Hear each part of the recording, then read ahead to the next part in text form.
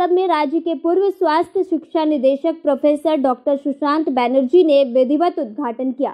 Shanti Niketan medical college और अस्पताल के अध्यक्ष मलयपीठ, पूर्व राज्य विधि आयोग के अध्यक्ष न्यायमूर्ति प्रणव कुमार चट्टोपाध्याय और कई अन्य गणमान्य व्यक्ति उपस्थित थे।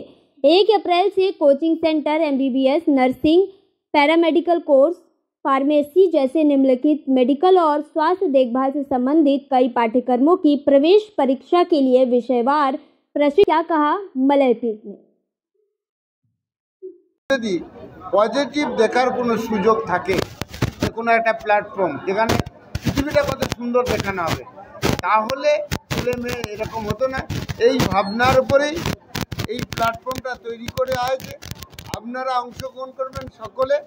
এই প্ল্যাটফর্মটা মানুষের কাছে পৌঁছে যাবে এবং এই প্ল্যাটফর্মে ছেলে বা মেয়েকে জাস্ট চোখ ফুটলে বসিয়ে রাখলে 10 বছরের মধ্যে যেমন করে সে নেগেটিভ অ্যাটিটিউডে না বলছিল, পজিটিভ অ্যাটিটিউডে হ্যাঁ বলবে।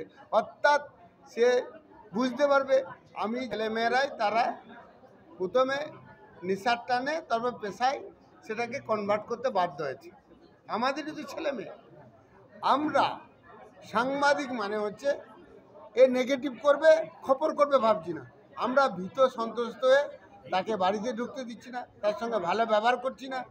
কি করে টুপি মেরে তাকে ঘর থেকে বার করে দেবো। ফলস্বরূপ কী হচ্ছে, তেনারা গিভেন নিচ্ছে। একটা ভাইয়ের দ্বন্দ্ব হলে যেমন হয়, তেমনি একটা দ্বন্দ্বের পরিবেশ তৈরি হচ্ছে। এর ফলে কি শিল্প উপযোগী পরিবেশ নষ্ট হচ্ছে, নেগেটিভ ভাইব তৈরি হচ্ছে। আমরা ফিরিয়ে আনতে চাইছি, ভাই কোলে ফিরে আসুক। সেও আমার কাজ করছে, আমার ভাই হয়, তাকে কিছু অর্থ দিতে হবে। এখান থেকে আমি রোজগার করছি, তাকে একটু ভাগ দেবো। সহ অবস্থানের মধ্য দিয়ে শিল্পবান্ধব পরিবেশ তৈরি করতে চাইছি। ভালো লাগছে, উৎসাহ আছে। আমি নিশ্চিত আমরা এশিয়া যে বুকস অফ রেকর্ড ওখানে নথিভুক্ত করতে পারবো, ওয়ার্ল্ড বুক অফ রেকর্ডে নথিভুক্ত করতে পারবো। সেটা বড় কথা নয়, বড় কথা এটাই আমাদের মতটিকে ওয়ার্ল্ডে এস্টাবলিশ করতে পারবো।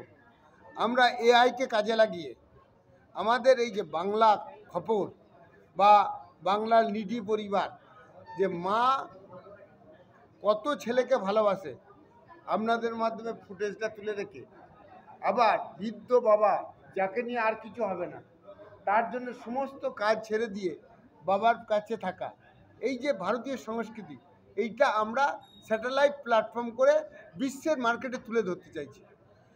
তাতে এআইকে কাজে লাগাতে চাইছি কেন, এটা তো বাংলায় হবে, সেই জন্য তার ভাষায় সেটা দেখতে পারে। তাহলে ভারতীয় সংস্কৃতি কত মহান, কত বড় বিশ্বে তুলে ধরতে পারবো এই পজিটিভ বার্তার মাধ্যমে আপনাদের দ্বারা, এটা আমি নিশ্চিত।